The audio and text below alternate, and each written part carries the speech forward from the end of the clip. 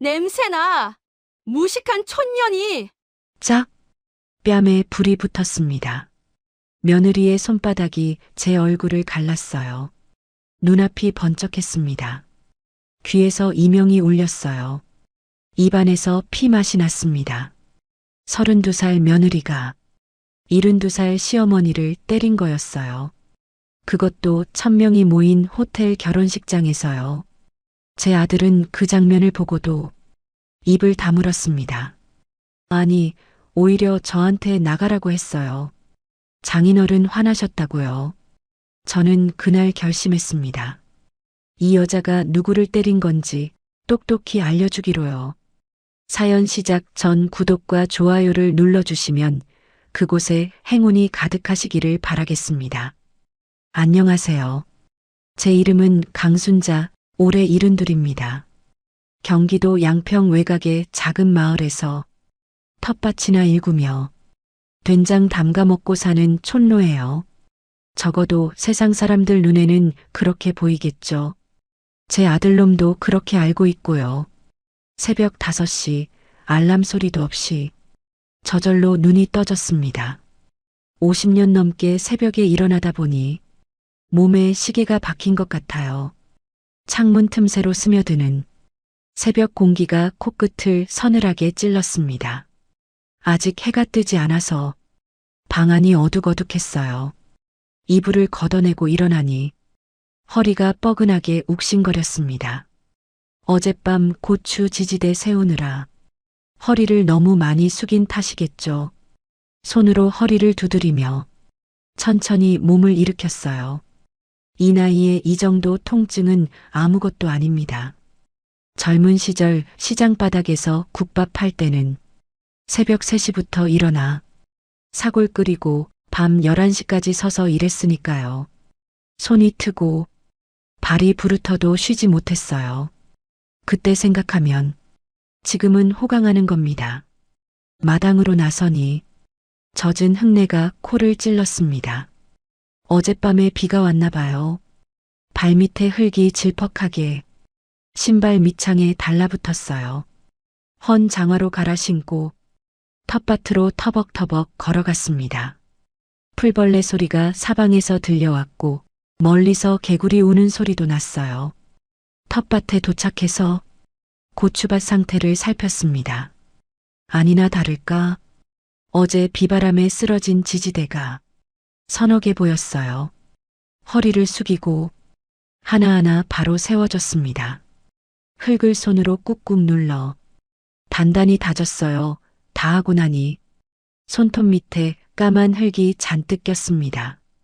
손가락을 펴서 가만히 들여다봤어요. 누가 보면 더럽다고 인상 쓸 이 흙대가 저한테는 훈장 같은 겁니다. 땀 흘려 일한 증거니까요. 잡초를 뽑고 물을 주다 보니 어느새 동쪽 하늘이 불그스름하게 물들기 시작했습니다. 해가 뜨려나 봐요. 산등성이 너머로 붉은 햇살이 퍼지는 걸 보면 마음이 편안해집니다. 서울 빌딩 숲에서는 절대 볼 수 없는 광경이죠. 한참을 일하고 나니 목이 말랐습니다. 집으로 돌아와 장독대 앞에 섰어요. 크고 작은 항아리가 10대 개 늘어서 있었습니다. 전부 제가 혼자 담근 된장, 고추장, 간장이에요. 제일 큰 된장 항아리 뚜껑을 열었습니다. 구수한 냄새가 확 올라왔어요. 코끝이 찡할 정도로 깊은 향이었죠. 손가락으로 살짝 찍어서 맛을 봤습니다. 짭조름하면서도 감칠맛이 혀끝에 착 감겼어요. 시판 된장하고는 비교가 안 됩니다. 3년 묵은 장맛은 돈 주고도 못 사는 거예요. 바로 그때였습니다. 낡은 작업 조끼 주머니에서 진동이 울렸어요. 최신형 스마트폰이었습니다. 텃밭에서 호미질하는 노인에게는 전혀 어울리지 않는 물건이죠. 화면을 보니 발신자 이름이 떴습니다. 박 실장, 제가 소유한 호텔의 총지배인이에요. 전화를 받았습니다. 그 순간 제 입에서 나오는 말투가 저도 모르게 확 바뀌었어요. 구수한 경기도 사투리가 싹 사라지고 날카롭고 또렷한 표준어가 튀어나왔습니다. 박 실장, 이번 분기 식자재 원가율이 38%나 되던데 뭐가 문제인지 납품업체 전수 조사에서 내일까지 보고해요.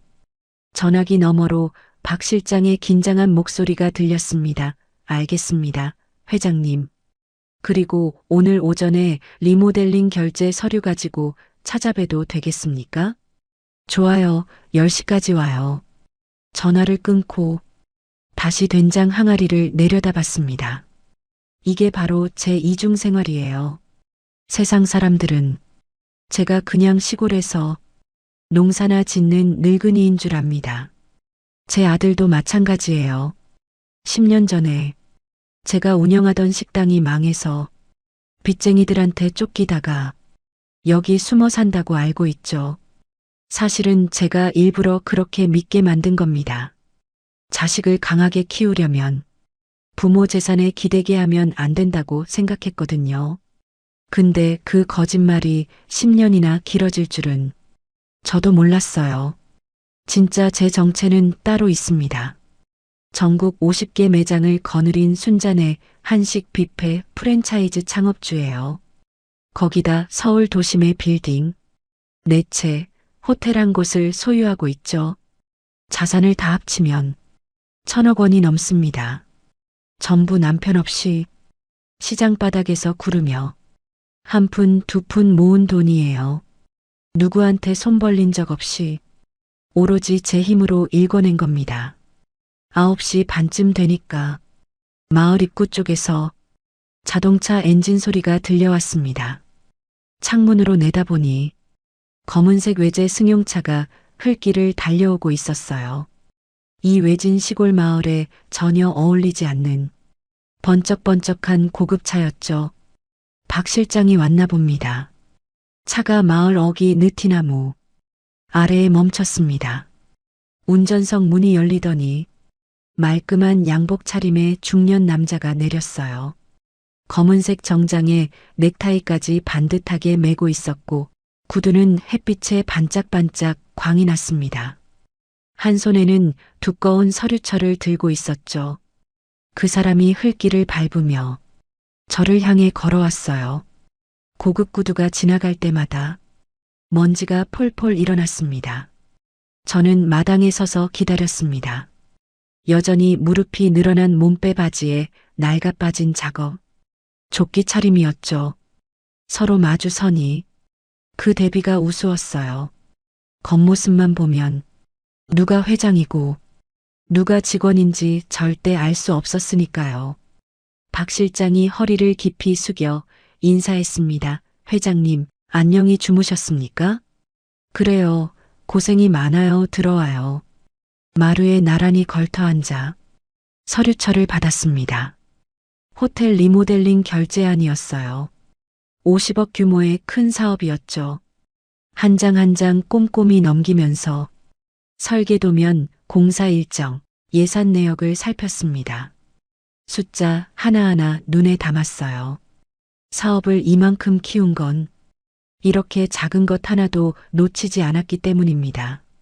서류 검토를 마치고 흙 묻은 목장갑을 벗었습니다. 그리고 품 안에서 검은색 만년필을 꺼냈어요. 외국 명품 브랜드 제품입니다. 흙투성이 촐로의 손에 들리기에는 너무나 어울리지 않는 물건이죠. 결제란에 만년필 촉을 대니 사각사각 소리가 났습니다.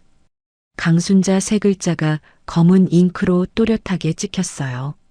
서명을 마친 서류를 돌려주고 나서 부엌에서 종이컵에 믹스커피를 타왔습니다. 박 실장이 공손하게 두 손으로 받았죠. 서울 호텔 커피보다 이게 더 달달하니 만날 거요. 일부러 사투리를 섞어서 말했더니 박 실장이 피식 웃었습니다. 바로 그때 전화벨이 또 울렸습니다. 화면을 보니 며느리 이름이 떴어요. 최미진. 저는 재빨리 목소리 톤을 바꿨습니다. 날카로운 회장의 말투가 사라지고 다정하고 순박한 시골 노인의 말투가 돌아왔죠. 아가, 밥은 먹었냐? 전화기 너머로 며느리의 차가운 목소리가 들려왔습니다. 인사도 없이 바로 본론으로 들어갔어요. 어머님, 이번 주말에 제 동생 결혼식 호텔에서 하는 거 아시죠? 오지 마시라고. 확인 전화 드린 거예요. 순간 가슴이 철렁 내려앉았습니다. 하지만 티를 내지 않으려고 애썼어요. 그래도 사돈 총각 결혼식인데 축의금이라도 말끝을 흐렸는데 며느리가 기다렸다는 듯이 말을 잘랐습니다. 어머님 오시면 냄새나요. 호텔 물 흐리지 마시고 그냥 계좌로 보내세요. 아, 하객들. 수준 안 맞으니까 진짜 오지 마세요.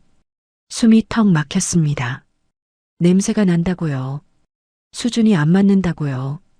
저도 모르게 만년필을 쥔 손에 힘이 들어갔어요. 주먹이 부들부들 떨렸습니다. 며느리는 거기서 끝내지 않았어요. 전화를 끊는다고 생각했는지 수화기를 제대로 가리지도 않고 혼잣말을 내뱉었습니다. 아우, 시골. 노인네 눈치 없어서 큰일이야 쪽팔리게. 진짜 뚜뚜뚜 통화 종료음이 귀를 때렸습니다. 손에 든 스마트폰이 덜덜 떨렸어요. 아니, 제 손이 떨리는 거였죠. 박 실장이 걱정스러운 눈으로 저를 바라봤습니다. 저는 애써 괜찮은 척 표정을 지었어요. 텃밭 쪽을 물끄러미 바라봤습니다. 남편이 일찍 세상을 떠난 후 저 혼자 시장 바닥에서 이 악물고 살았어요. 새벽 3시에 일어나 사골 끓이고 밤늦게까지 손님 상 받고 설거지하고 손이 갈라지고 발이 퉁퉁 부어도 쉬지 않았습니다. 오로지 아들 하나 번듯하게 키우겠다는 일념으로요. 그렇게 키운 아들이 대기업에 취직했을 때 얼마나 기뻤는지 몰라요. 드디어 고생 끝이다 싶었죠. 근데 지금은 어떻습니까? 그 아들이 장가를 가더니 어느새 저는 냄새나는 늙은이가 되어버렸어요. 창피하고 쪽팔린 존재가 됐습니다. 잠시 후 아들한테 전화를 걸었습니다. 신호음이 4-5번 가고 나서야 아들이 받았어요. 엄마 무슨 일이야? 아니, 그냥 이번 주말 처남 결혼식 간다며? 전화기 너머로 아들이 헛기침하는 소리가 들렸습니다. 뭔가 말하기 곤란한 눈치였죠. 목소리가 작아졌어요. 엄마 미안해요. 미진이가 요즘 예민해서 그래요. 나중에 따로 갈게요. 나중에 또 나중입니다. 아들은 언제나 나중이라고 해요 하지만 그 나중은 한 번도 온 적이 없죠. 알았다. 바쁘면 끊어라. 아들이 황급히 전화를 끊었습니다. 마치 저와 통화하는 게 누구한테 들킬까봐 두려운 것처럼요. 가슴 한구석이 서늘하게 식어갔습니다. 아들이 저보다 처가 눈치를 더 보는 게 뻔히 보였어요. 제가 뼈 빠지게 키운 자식이 이렇게 됐다니. 자식 농사가 대용작이구나 하는 생각이 머리를 때렸습니다. 다시 장독대 앞으로 걸어갔습니다. 된장 항아리 뚜껑을 열고 한참을 내려다봤어요. 3년 동안 정성껏 띄운 장입니다. 콩 고르고 매주 쓰고 소금물 농도 맞추고 손이 얼마나 많이 갔는지 몰라요. 이건 절대 실패하지 않았습니다. 제가 키운 게 된장만이 아닌데 자식 농사는 왜 이 모양인지 항아리 뚜껑을 도로 덮으며 나지막이 중얼거렸습니다. 싹수가 노라면 쳐내야지. 박 실장이 조심스럽게 입을 열었습니다. 회장님, 이번 주말 예식 말입니다. 정말 안 가실 겁니까? 그 호텔 회장님 소유 아닙니까? 고개를 돌려 박 실장을 봤습니다. 그의 눈에 걱정이 가득 담겨 있었어요. 맞습니다. 그 결혼식이 열리는 호텔이 바로 제 건물이에요. 며느리는 그 사실을 꿈에도 모르죠. 사돈도 모르고요. 심지어 제 아들조차 모릅니다. 가야지. 제 입에서 낮고 단단한 목소리가 흘러나왔습니다. 하객 말고 주인으로서 내 집구석에 쥐새끼가 들어왔는지 확인하러. 박 실장이 묵묵히 고개를 끄덕였습니다. 저는 손톱 밑에 낀 흙대를 다시 들여다봤어요. 아까는 훈장 같다고 생각했는데 지금 보니 다르게 보였습니다. 이건 훈장이 아니라 위장이었어요. 10년 동안 쓰고 있던 가면이었죠. 세상 사람들한테, 아들한테, 며느리한테 보여주기 위한 껍데기였습니다. 이제 그 가면을 벗을 때가 온 것 같습니다. 며느리가 냄새난다고 했죠. 좋습니다. 그 냄새나는 늙은이가 진짜 누구인지 똑똑히 보여줄 겁니다. 그날 밤 저는 안방 자개장 앞에 섰습니다. 겉보기에는 그냥 낡은 장롱이에요. 시어머니한테 물려받은 거라고 둘러대면 누구도 의심하지 않죠. 하지만 이 장롱 안에는 제 진짜 인생이 들어 있습니다. 장롱 문을 열고 안쪽 벽을 손으로 눌렀습니다. 딸깍 소리와 함께 숨겨진 철제 금고가 모습을 드러냈어요. 6자리 비밀번호를 누르니 묵직한 문이 천천히 열렸습니다. 금고 안에는 제 50년 인생이 빼곡히 들어차 있었어요. 노란 금괴 10개가 가지런히 놓여 있었고 그 옆에는 통장 잔고 증명서가 쌓여 있었습니다. 예금만 300억 원이 넘어요. 수십 장의 등기 권리증도 있었죠. 서울 빌딩 4채, 호텔 1곳, 전국 프랜차이즈 매장, 50개 전부 제 이름으로 된 겁니다. 금고 한쪽 구석에 낡은 흑백 사진 한 장이 있었습니다. 젊은 시절의 저예요. 시장 바닥에서 국밥 파는 25살 순자 머리에 수건 동여 매고 앞치마 두른 모습이 초라하기 짝이 없었죠. 그때는 하루 벌어 하루 먹고 살기도 빠듯했어요. 근데 그 여자가 지금은 1000억 원짜리 자산가가 됐습니다. 세상 일은 참 모르는 거예요. 사진을 내려놓고 다른 서류 뭉치를 꺼냈습니다. 사돈 최 영감에 대한 뒷조사 자료였어요. 박 실장한테 미리 준비시켜 둔 겁니다. 서류 첫 장에 굵은 글씨로 적혀 있었습니다. 채무자 최정훈 최건설 대표 며느리 아버지 이름이죠. 그 밑으로 숫자들이 빼곡했어요. 50억 원. 이게 사돈이 제 투자회사한테 빌려간 돈입니다. 정확히 말하면 JK 투자회사인데 이건 제가 세운 법인이에요. 최 영감은 그 회사 뒤에 제가 있는 줄 꿈에도 모르죠.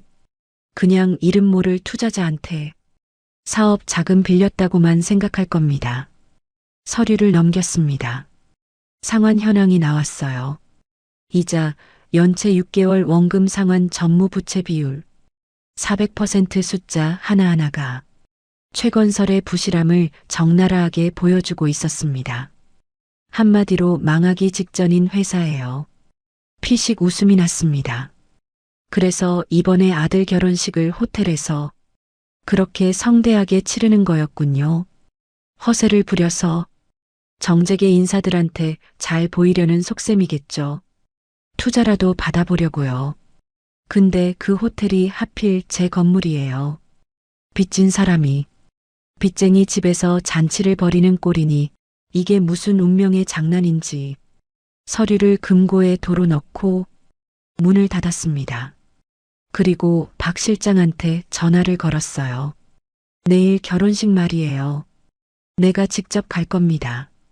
전화기 너머로 박 실장의 당황한 목소리가 들렸습니다. 회장님, 정말입니까? 그럼 귀빈석을 준비해 드릴까요?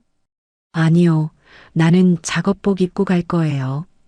주방이랑 시설 점검하는 것처럼요. 직원들한테는 절대 내가 누군지 티내지 말라고 해요. 박 실장이 잠시 말이 없었습니다. 아마 제 의중을 파악하려는 것 같았어요. 회장님, 혹시 실례가 안 된다면 여쭤봐도 되겠습니까? 왜 굳이 정체를 숨기고 가시려는 겁니까? 저는 창밖을 바라봤습니다. 어둠 속에 텃밭이 희미하게 보였어요. 사람은 말이에요. 자기보다 낫다고 생각하는 사람 앞에서 진짜 얼굴을 드러내는 법이에요. 높은 사람 앞에서는 다들 꼬리치고 굽신거리잖아요. 근데 아랫사람 앞에서는 가면을 벗죠. 나는 그 민낯을 보고 싶어요. 박 실장이 알겠다고 대답했습니다. 내일 아침 8시에 차를 보내겠다고 했어요. 저는 아니라고 했습니다. 낡은 용달차를 준비하라고 했죠. 식자재 납품 트럭처럼 보이게요. 호텔 정문이 아니라 직원 출입구로 들어갈 거니까요. 전화를 끊고 옷장 앞에 섰습니다. 문을 열자 옷들이 가지런히 걸려 있었어요. 한쪽에는 고급 정장들이 있었습니다. 백화점에서 산 명품 옷들이죠.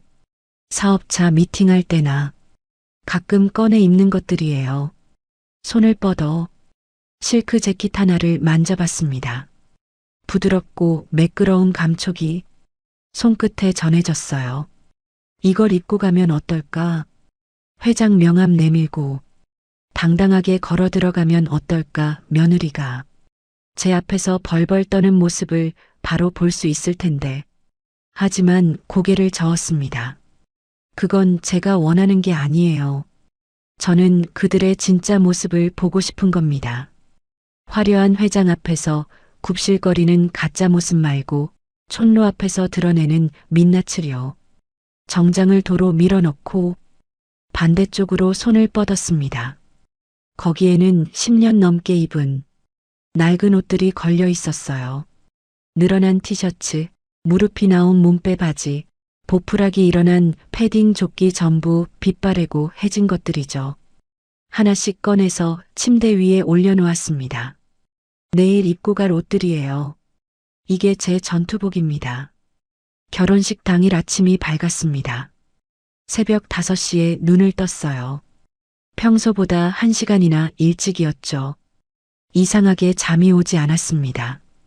가슴이 두근거렸어요. 긴장되는 건지 기대되는 건지 모르겠더라고요. 세수를 하고 거울 앞에 섰습니다. 주름 깊이 팬 얼굴이 비쳤어요. 72회를 살아온 얼굴이죠. 평소 같으면 가볍게 화장이라도 했을 텐데 오늘은 일부러 아무것도 바르지 않았습니다. 화장기 하나 없는 맨 얼굴 그대로요.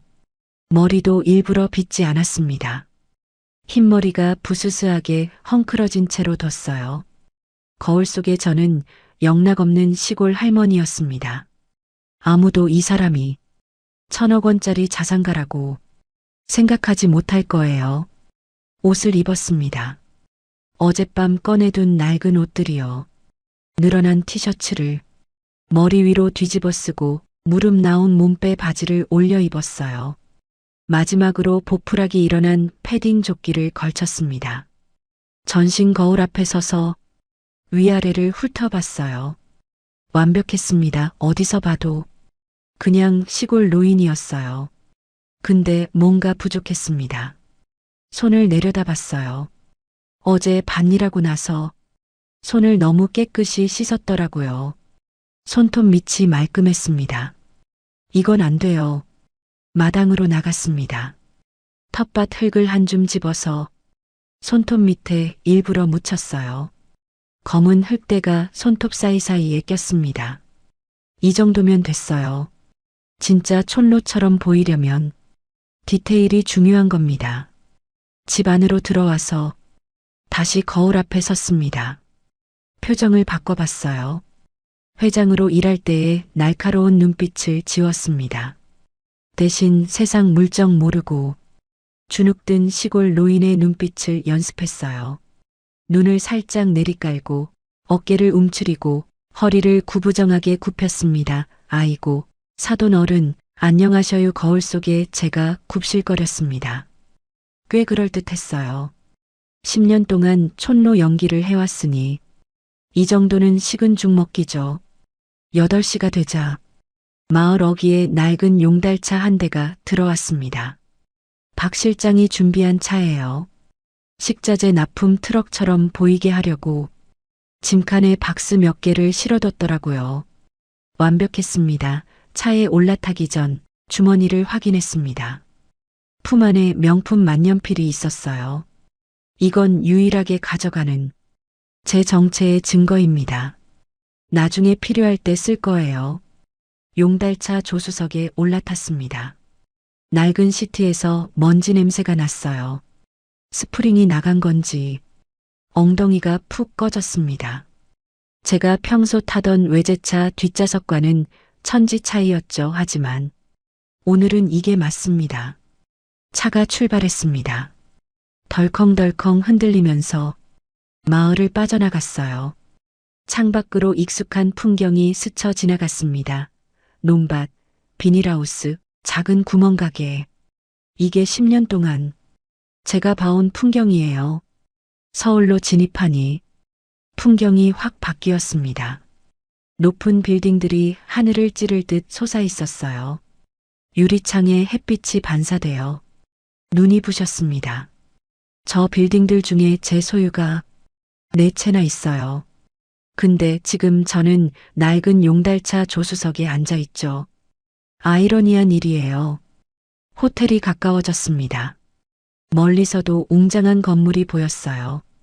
25층짜리 특급 호텔입니다. 제가 5년 전에 사들인 건물이죠. 리모델링해서 지금은 서울에서 손꼽히는 예식장이 됐어요. 호텔 정문 앞에는 고급 승용차들이 줄지어 서 있었습니다. 검은색, 흰색, 은색 외제차들이요. 발렛 파킹 직원들이 바쁘게 움직이고 있었어요. 결혼식 하객들이 속속 도착하는 모양이었습니다. 저희 용달차는 정문으로 가지 않았습니다. 건물 뒤쪽으로 돌아갔어요. 직원 전용 출입구 쪽이었죠. 쓰레기 분리수거장 옆에 차를 세웠습니다. 음식물 쓰레기 냄새가 훅 끼쳤어요. 호텔 앞쪽의 화려함과는 완전히 다른 풍경이었습니다. 차에서 내렸습니다. 낡은 운동화가 아스팔트 바닥을 밟았어요. 주머니에서 핸드폰을 꺼내 박 실장한테 문자를 보냈습니다. 지금부터 나는 회장이 아니에요. 신호 줄 때까지 절대 나서지 마세요. 전송 버튼을 누르고 핸드폰을 도로 집어넣었습니다. 직원 출입구 쪽으로 걸어갔습니다. 철문 앞에 젊은 경비원이 서 있었어요. 저를 위아래로 훑어보더니 인상을 썼습니다. 어디서 오셨어요? 여기 관계자 외 출입 금지인데요. 저는 허리를 굽히고 연기를 시작했습니다. 아이고, 저기 오늘 결혼식 하객인디 길을 잘못 들어서요. 정문이 어디요? 경비원이 귀찮다는 듯이 손을 휘휘 저었습니다. 하객이시면 저쪽으로 돌아가세요. 여기 들어오시면 안 돼요. 고개를 조아리며 물러났습니다. 속으로는 그 경비원 사원 번호를 외웠어요. 나중에 인사고과에 반영해야겠죠. 손님한테 저렇게 퉁명스럽게 굴면 안 되니까요. 건물 옆으로 돌아가다가 열린 비상구를 발견했습니다. 청소 용역 직원이 쓰레기통을 끌고 나오다가 문을 열어둔 모양이었어요. 저는 자연스럽게 그 틈으로 들어갔습니다. 어두운 복도가 나왔습니다. 형광등 불빛이 희미하게 깜빡이고 있었어요. 벽에는 배관들이 지나가고 바닥에는 물기가 얼룩져 있었습니다. 손님들은 절대 볼 수 없는 호텔의 뒷모습이었죠. 저는 천천히 걸음을 옮겼습니다. 심장이 빠르게 뛰었어요. 긴장되는 건지 흥분되는 건지 알 수 없었습니다. 분명한 건 하나 있었어요. 이제 사냥이 시작된다는 겁니다. 어두운 복도를 따라 걸었습니다. 형광등 불빛이 희미하게 깜빡이고 있었어요. 벽에 붙은 안내판을 보니 주방이 가까웠습니다. 기름 냄새와 음식 냄새가 점점 진해졌어요. 멀리서 프라이팬 부딪히는 소리와 셰프들이 고함치는 소리가 들려왔습니다. 주방 뒷문 앞에 도착했습니다. 스테인리스 철문이 반쯤 열려 있었어요. 틈새로 안을 들여다봤습니다. 하얀 조리복을 입은 요리사들이 정신없이 움직이고 있었어요. 불 위에서 웍이 철컹거리고 칼이 도마를 두드리는 소리가 요란했습니다. 후라이팬에서 기름이 튀는 소리도 났죠. 열기가 후끈하게 밀려왔어요. 땀이 등줄기를 타고 흘러내렸습니다. 오늘 결혼식 피로연 음식을 준비하는 중인 게 분명했어요. 저는 문을 살짝 밀고 안으로 들어갔습니다. 아무도 저를 신경 쓰지 않았어요. 다들 바빠서 정신이 없었거든요. 저는 구석에 쌓인 식자재 박스 뒤에 몸을 숨겼습니다. 쪼그리고 앉으니 무릎이 욱신거렸어요. 나이가 나이인지라 관절이 좋지 않거든요. 하지만 참았습니다. 거기서 주방 전체를 살필 수 있었어요. 눈이 절로 식자재 박스들로 향했습니다. 직업병 같은 거예요. 수십 년간 식당을 운영했으니까요. 어떤 재료를 쓰는지 신선한지 아닌지 한눈에 보입니다. 박스 옆면에 붙은 라벨을 읽었어요. 순간 눈을 의심했습니다. 수입산 냉동 등심. 이게 뭔가 싶었습니다. 저는 분명히 지난달 결제 서류에서 봤어요. 오늘 예식 메뉴에는 최상급 한우 1+++ 등급을 쓰기로 되어 있었거든요. 그게 계약 조건이었습니다. 박 실장이 직접 확인하고 결제 올린 건데요. 근데 지금 눈앞에 있는 건 수입산 냉동육이에요. 가격이 3배는 차이 나는 거죠. 손님들한테는 최상급 한우라고 말하면서 실제로는 수입산을 내놓는 겁니다. 주방 보조 2명이 제 옆을 지나가며 수군거렸습니다. 저는 숨을 죽이고 귀를 기울였어요. 야, 오늘 혼주가 하도 진상을 부려서 지배인이 재료 등급 낮춘 거 알아? 진짜? 무슨 진상? 식대 깎아달라고 난리. 첫대 하객 200명인데 인당 5만 원씩 빼달라고. 결국 1,000만 원 깎아줬는데 그 돈 어디서 빼겠어. 재료비에서 빼는 거지. 뭐 에이, 겉만 번지르르하게. 호텔에서 하면서 돈은 없나 보네. 두 사람이 킥킥 웃으며 지나갔습니다. 저는 이를 악물었어요. 어금니가 갈리는 소리가 났습니다. 그러니까 사돈 최 영감이 비용을 아끼려고 때를 쓴 거군요. 그래서 내 호텔 음식 퀄리티가 떨어진 거예요. 이건 사기예요. 손님 기만이고요. 경영자로서 분노가 치밀었습니다. 당장 뛰쳐나가서 주방장 목덜미를 잡고 싶었어요. 근데 지금은 참아야 했습니다. 아직 때가 아니니까요. 저는 꽉 쥔 주먹을 천천히 폈습니다. 주방을 빠져나와 연회장 쪽으로 이동했습니다. 복도 끝에 커다란 양문이 있었어요. 문틈으로 화려한 조명빛이 새어나왔습니다. 웅성거리는 사람들 소리도 들렸죠. 결혼식장이 분명했어요. 문을 살짝 열고 틈새로 안을 들여다봤습니다. 눈이 부셨어요. 천장에 매달린 크리스털 샹들리에가 수천 개의 빛을 뿌리고 있었거든요. 하얀 장미와 백합으로 장식된 꽃길이 단상까지 이어져 있었습니다. 향긋한 꽃향기가 코끝을 스쳤어요. 꽃 장식만 해도 수천만 원은 좋게 들었을 겁니다. 음식값은 깎으면서 꽃 장식에는 돈을 펑펑 쓴 거군요. 속은 텅 비었는데 겉만 번지르르한 전형적인 허세였습니다. 피식 웃음이 났어요. 씁쓸한 웃음이었죠. 하객들이 웅성거리며 자리를 잡고 있었어요. 전부 고급 정장과 드레스 차림이었습니다. 목에는 진주 목걸이, 손목에는 명품 시계가 번쩍거렸죠. 향수 냄새가 진동했어요. 저 같은 차림의 사람은 한 명도 없었습니다. 만약 제가 저기 들어가면 다들 쳐다볼 거예요. 거지가 왜 왔냐는 눈빛으로요. 그때 낯익은 목소리가 들렸습니다. 사돈 최 영감이었어요. 60대 중반의 배 나온 남자가 하객들 사이를 누비며 큰 소리로 떠들고 있었습니다. 얼굴이 벌겋게 달아있는 걸 보니 벌써 술을 몇 잔 마신 모양이었어요. 걸음걸이도 약간 비틀거렸죠. 아이고, 박 사장님, 와주셔서 영광입니다. 오늘 우리 막내가 장가를 가네요.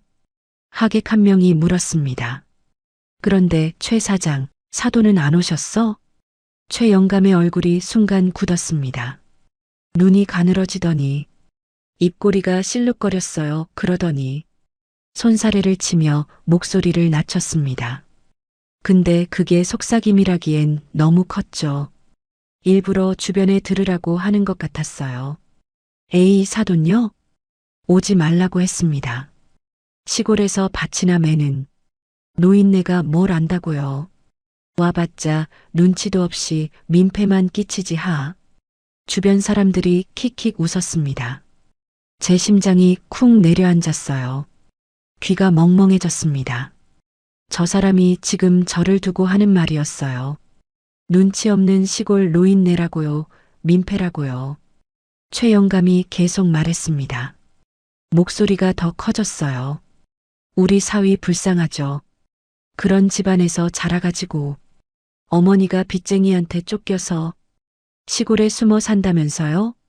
쯧쯧 내가 걷어서 먹여 살리는 거나 마찬가지입니다. 걷어서 먹여 살린다고요. 저는 입술을 깨물었습니다. 피 맛이 났어요. 저 사람이 우리 아들을 무시하고 있었습니다.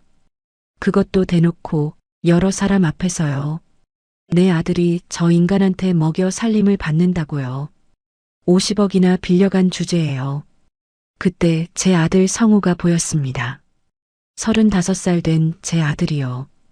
검은 양복을 입고 하객들 사이를 돌아다니고 있었어요. 근데 표정이 어두웠습니다.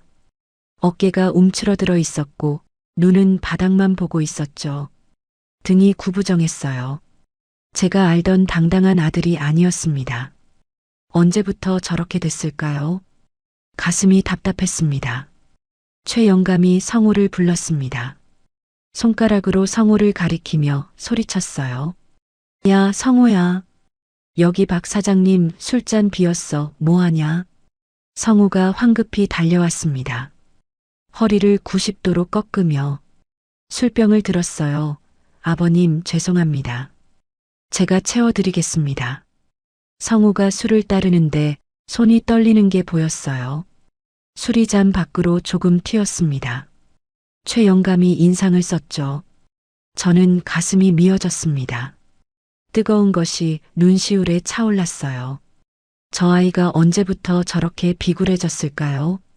제가 시장 바닥에서 허리 펴고 당당하게 장사하는 모습을 보여줬는데 왜 저렇게 굽신거리는 걸까요? 그때 며느리 미진이가 나타났습니다. 하늘색 드레스를 입고 있었어요. 목에는 굵은 다이아몬드 목걸이가 걸려 있었죠. 귀에도 큼직한 귀걸이가 흔들렸습니다. 화려하게 차려입었지만 얼굴에는 날이 서 있었어요. 입꼬리가 아래로 처져 있었고 눈빛이 차가웠습니다. 미진이가 성우에게 다가갔습니다. 그리고는 사람들 눈을 피해 성우의 옆구리를 꼬집었어요. 손톱이 길었거든요. 성우가 움찔했습니다. 얼굴을 찡그렸지만 소리는 내지 못했죠. 표정 좀 펴. 저기 국회의원님 오셨어. 가서 인사 안 하고. 뭐해? 목소리는 낮았지만 날카로웠어요. 하인한테 지시하는 것 같았습니다. 지금 가려던 참이야. 말대꾸는 빨리 가. 미진이가 성우의 등을 떠밀었습니다. 성우가 비틀거리며 걸어갔어요. 뒷모습이 처량했습니다. 저는 주먹을 꽉 쥐었어요. 손톱이 손바닥을 파고들었습니다. 연회장 구석 테이블에서 사돈댁 친척들이 모여 앉아 있었습니다. 중년 여자 서너시 머리를 맞대고 수군거리고 있었어요. 저는 슬쩍 그쪽으로 다가갔습니다. 뒤에 있는 커다란 화분 뒤에 숨어서 귀를 기울였죠. 그 시어머니 진짜 안 온 거 맞아?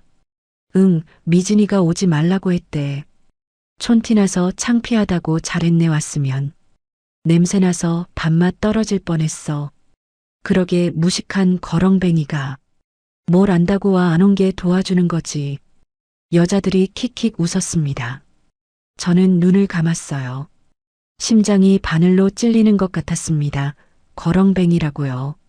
제가 거렁뱅이라고요. 평생 피땀 흘려 일해서 1,000억 원을 모은 제가요.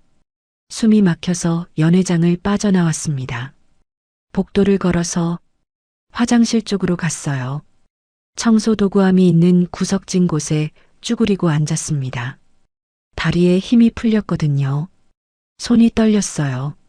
눈물이 날 것 같았지만 참았습니다. 한참을 그렇게 앉아 있었습니다. 머릿속이 복잡했어요.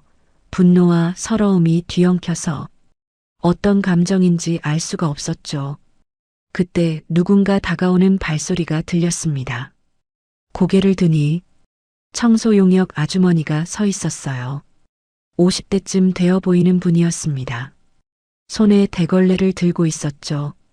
얼굴에 걱정이 가득했어요. 아이고, 어머니 괜찮으세요? 저는 얼른 일어나려고 했습니다. 괜찮아요. 다리가 좀 아파서. 아주머니가 품에서 작은 음료수를 꺼냈어요. 이거 드세요. 비타민 음료예요. 저도 힘들 때 마시는 건데. 따뜻한 목소리였습니다. 이 호텔에서 처음으로 느끼는 사람의 온기였어요. 저는 음료를 받았습니다. 손이 떨렸어요. 고마워요. 정말 고마워요. 아주머니가 제 어깨를 토닥이며 지나갔습니다. 저는 그 자리에 한참 서 있었어요. 손에 쥔 음료병이 따뜻하게 느껴졌습니다. 이 거대한 호텔에서 저를 사람으로 대해준 건 저 청소 아주머니뿐이었어요. 사돈도 며느리도, 심지어 내 아들도 저를 짐처럼 취급했습니다. 근데 이름도 모르는 청소, 용역 직원이 저한테 음료수를 건넸어요. 저는 음료수를 마시며 마음을 다잡았습니다. 괜찮아. 이제 시작이야. 핸드폰을 꺼냈습니다. 11시 30분 결혼식까지 30분 남았어요. 이제 로비로 나갈 시간입니다. 며느리를 만나러요. 로비로 통하는 문을 밀었습니다. 눈이 부셨어요. 천장에서 쏟아지는 조명이 대리석 바닥에 반사되고 있었거든요. 연회장과는 또 다른 화려함이었습니다. 커다란 야자수 화분들이 곳곳에 놓여 있었고 벽면에는 금색 액자에 담긴 그림들이 걸려 있었죠. 은은한 클래식 음악이 스피커에서 흘러나왔어요. 진한 향수 냄새가 코를 찔렀습니다. 저는 구석에 있는 큰 화분 뒤로 몸을 숨겼습니다. 야자수 잎사귀가 제 얼굴을 가려줬어요. 거기서 로비 전체가 한눈에 보였습니다.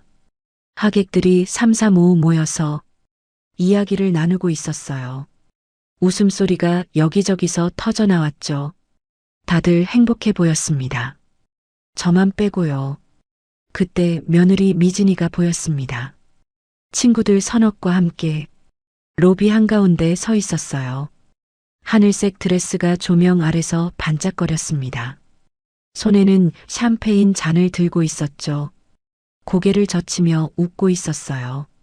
마치 세상에서 자기가 제일 행복한 사람인 것처럼요. 웃을 때마다 목에 걸린 다이아몬드 목걸이가 흔들렸습니다. 어머, 미진아, 오늘 드레스 진짜 예쁘다. 어디 거야? 친구 한 명이 물었습니다. 미진이가 어깨를 으쓱했어요. 자랑스러운 표정이었죠. 이거 파리에서 공수했어. 국내에는 이 디자인 없거든. 와, 역시 미진이는 달라부럽다. 미진이가 만족스러운 표정을 지었습니다. 입꼬리가 귀에 걸릴 듯이 올라갔어요. 저는 화분 뒤에서 그 모습을 지켜봤습니다. 저 드레스 값이면 시골에서 1년은 넉넉히 살 수 있을 거예요. 근데 저 여자는 그걸 자랑스럽게 떠벌리고 있었죠. 속이 뒤틀렸습니다. 친구 중 한 명이 주변을 둘러보며 물었습니다. 근데 시어머니는 진짜 안 오신 거야? 미진이의 표정이 순식간에 굳었습니다. 눈빛이 차가워졌어요. 입꼬리가 아래로 처졌죠. 방금 전까지의 화사함이 싹 사라졌습니다. 몰라, 노망나서. 길이나 제대로 찾겠어? 안 오는 게 도와주는 거야.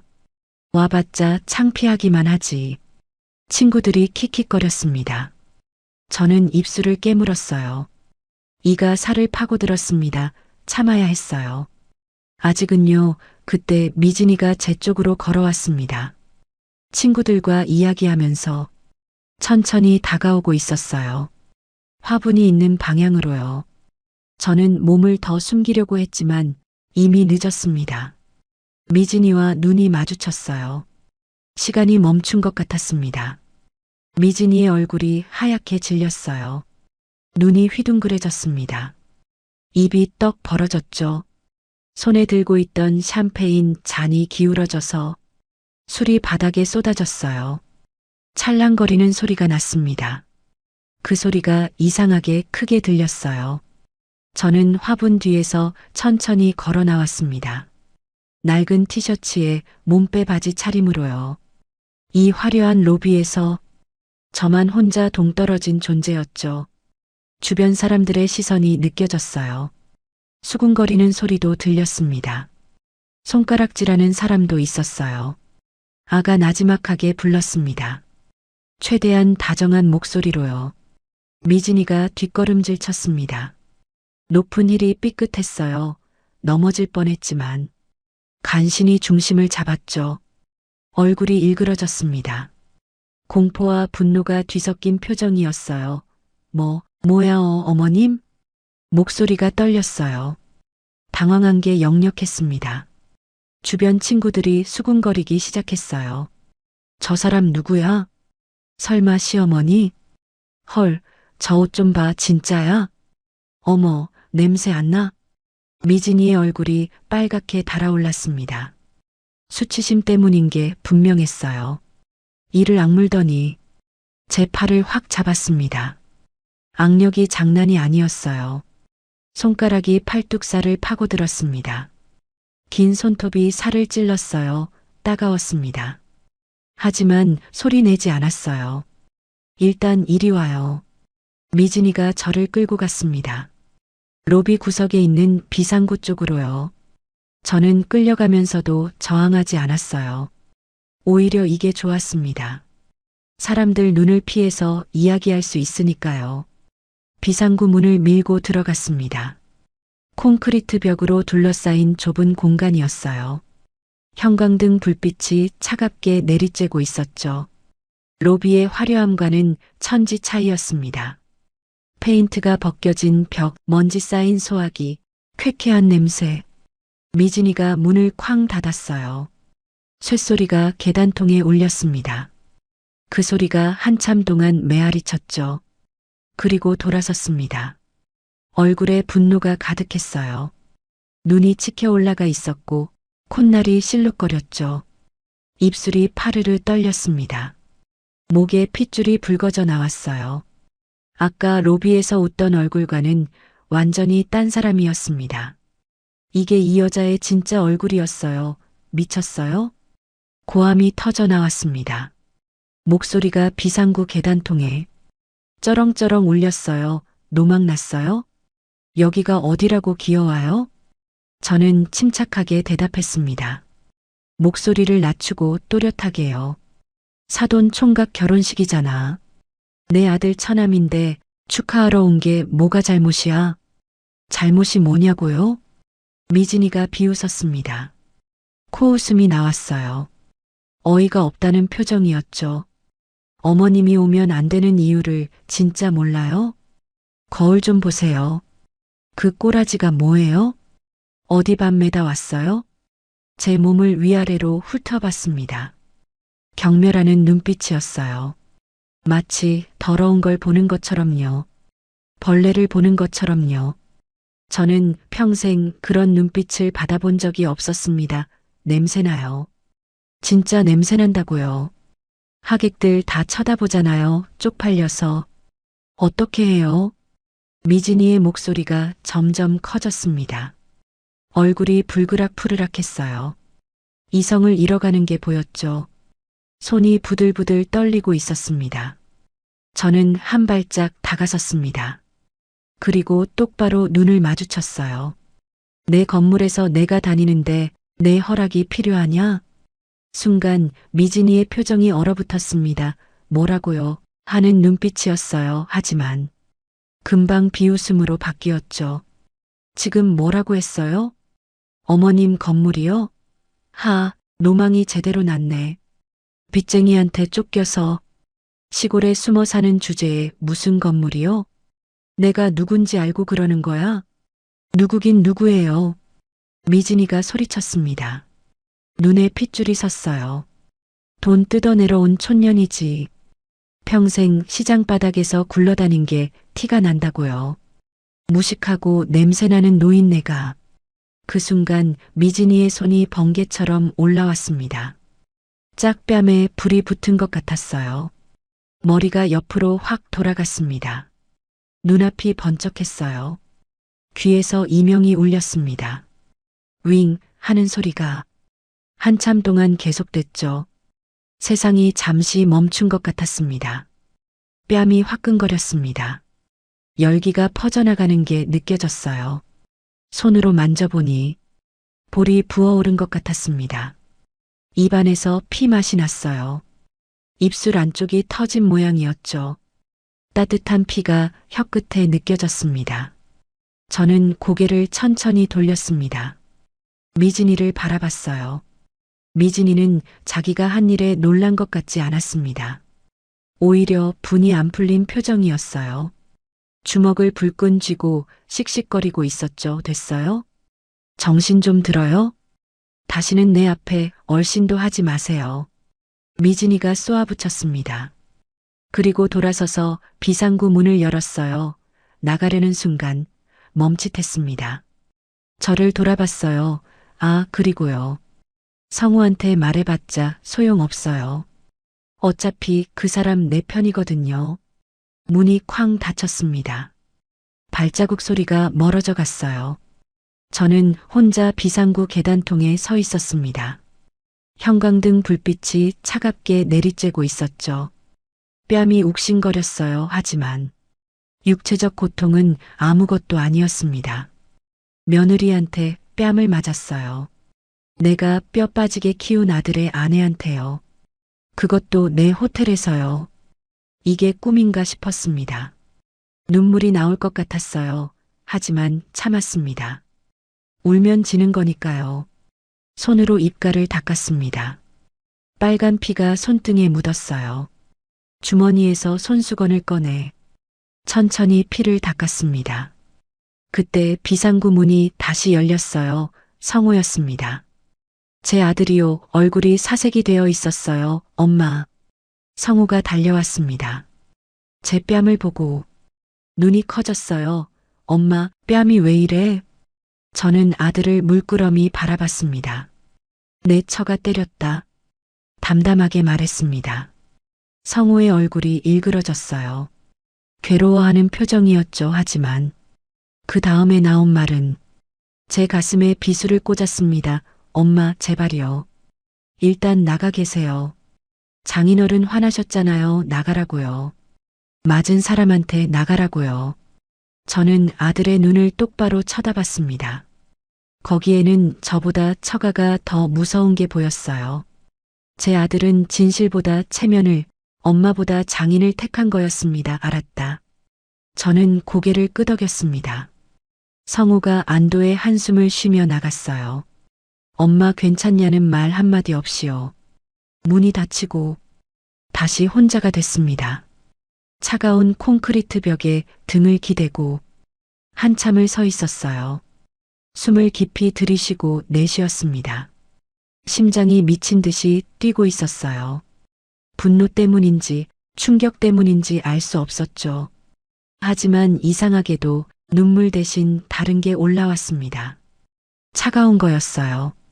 얼음장처럼 차가운 감정이 가슴속에서 퍼져나갔습니다. 머릿속이 오히려 맑아졌어요. 그래, 이 정도면 됐어. 마음속으로 중얼거렸습니다. 저 여자의 민낯을 충분히 봤어요. 사돈의 허세도 봤고 아들의 비겁함도 봤습니다. 이제 제가 뭘 해야 하는지 명확해졌어요. 저는 핸드폰을 꺼내 박 실장한테 문자를 보냈습니다. 준비해요. 이제 시작합니다. 전송 버튼을 눌렀습니다.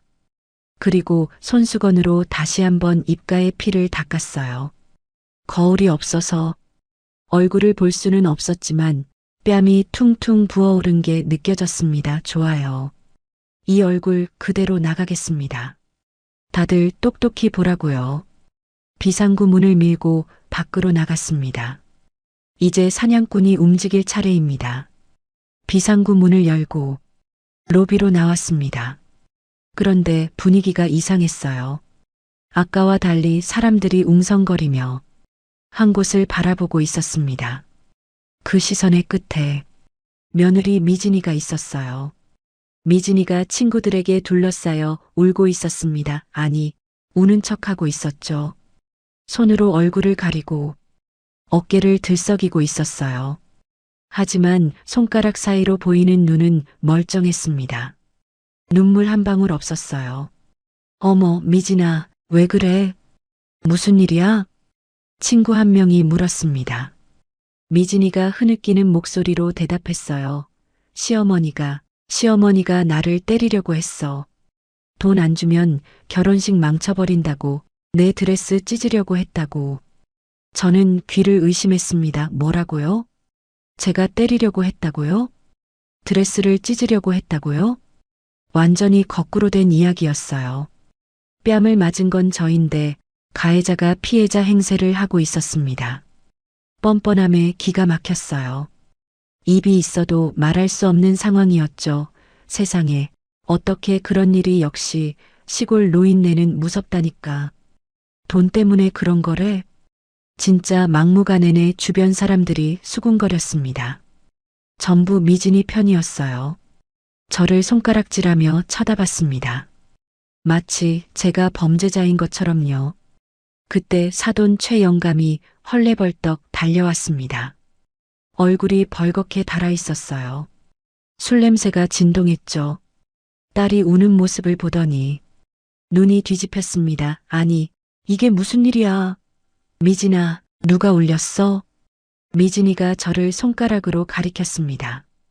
최영감이 고개를 돌려 저를 봤어요. 눈이 마주쳤습니다. 최영감의 눈에 경멸과 분노가 가득 차 있었어요. 사돈어른. 최영감이 성큼성큼 다가왔습니다. 배가 나온 몸이 좌우로 흔들렸어요. 손가락으로 저를 가리키며 소리쳤습니다. 남의 잔칫집에 와서 이게 무슨 행패입니까? 돈이 필요하면 말을 하지 왜 내 딸을 울립니까? 저는 침착하게 대답했습니다. 사돈어른, 오해가 있는 것 같은데요. 저는 아무것도 안 했습니다. 아무것도 안 했다고요? 최영감이 코웃음을 쳤습니다. 제 몸을 위아래로 훑어봤어요. 경멸하는 눈빛이었죠. 그 꼴이 뭡니까? 동냥하러 왔습니까? 쯧쯧, 내가 오지 말라고 했을 텐데. 이 무슨 추태요? 최영감의 목소리가 로비 전체에 울렸습니다. 사람들이 점점 더 몰려들었어요. 구경꾼들이 스마트폰을 꺼내 촬영하기 시작했습니다. 저는 순식간에 구경거리가 됐어요. 최영감이 주변을 둘러보며 소리쳤습니다. 여봐라. 보안팀 어디 갔어? 이 여자 당장 끌어내. 최영감이 손가락으로 저를 가리키며 악을 썼습니다. 침이 튀었어요. 잠시 후 건장한 남자 4명이 달려왔습니다. 검은 정장에 이어폰을 꽂은 호텔 보안 요원들이었어요. 그들이 저를 둘러쌌습니다. 마치 범죄자를 체포하는 것처럼요. 저는 내 호텔 보안팀에게 포위당했습니다. 내가 월급 주는 직원들한테요. 아이러니한 상황이었어요. 하지만 그들은 제가 누군지 몰랐습니다. 그냥 행패 부리는 시골 노인으로만 보였겠죠. 할머니, 여기서 뭐 하시는 겁니까? 보안팀장이 물었습니다. 40대쯤 되어 보이는 남자였어요. 이름표에 김철수라고 적혀 있었습니다. 제가 채용한 사람이에요. 면접 때 성실해 보여서 뽑았던 기억이 났죠. 나는 하객입니다. 사돈 총각 결혼식에 온 거예요. 하객이시라고요? 김철수 팀장이 저를 위아래로 훑어봤습니다. 믿지 않는 눈빛이었어요. 제 행색을 보면 당연하겠죠. 낡은 티셔츠에 몸빼 바지 차림이니까요. 그때 사돈댁 친척 중 한 명이 소리쳤습니다. 아까 연회장에서 저를 거렁뱅이라고 했던 여자였어요. 저 여자 주머니 뒤져봐요. 아까 내 핸드백 없어졌는데 저 여자가 가져간 거 아니에요? 저는 귀를 의심했습니다. 핸드백이라고요? 저는 그런 거 건드린 적도 없어요. 완전히 누명이었습니다. 맞아. 나도 봤어. 저 할머니가 테이블 쪽에서 뭔가 집어들던데 다른 사람도 거들었습니다. 전혀 사실이 아니었어요. 저는 테이블 근처에도 안 갔거든요. 하지만 군중들은 이미 저를 도둑으로 몰아가고 있었습니다. 어쩐지 수상하더라니. 시골에서 돈 뜯으러 온 거래. 이런 사람이 어떻게 들어왔대? 경찰 불러야 하는 거 아니야? 사람들이 수군거렸습니다. 저는 사면초가였어요. 아무도 제 편이 없었습니다. 보안팀장이 제 팔을 잡았습니다. 억세게 꺾어 잡았어요. 아팠습니다. 하지만 소리 지르지 않았어요. 할머니, 일단 저쪽으로 가시죠. 확인 좀 해야겠습니다. 그때 아들 성우가 인파를 헤치고 들어왔습니다. 얼굴이 사색이 되어 있었어요. 땀이 이마에 송골송골 맺혀 있었죠. 잠깐만요. 이분 우리 어머니입니다. 성우가 소리쳤습니다. 사람들이 잠시 웅성거렸어요. 최 영감이 사위를 노려봤습니다. 눈빛이 서늘했어요.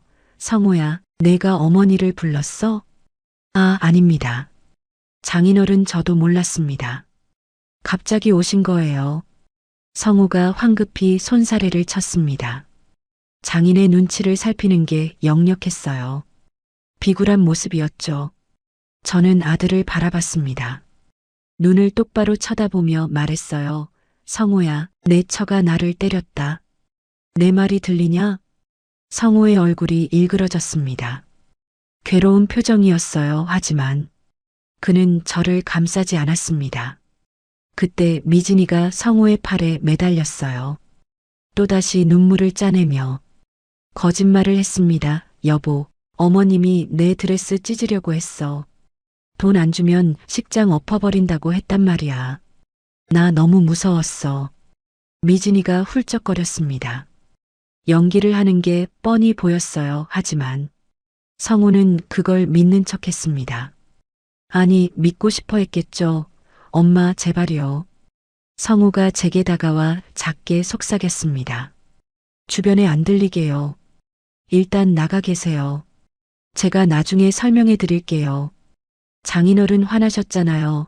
제발 부탁이에요. 나가라고요. 또 나가라고요. 맞은 사람한테, 누명 쓴 사람한테 나가라고요. 저는 아들의 눈을 똑바로 쳐다봤습니다. 거기에는 미안함이 있었어요.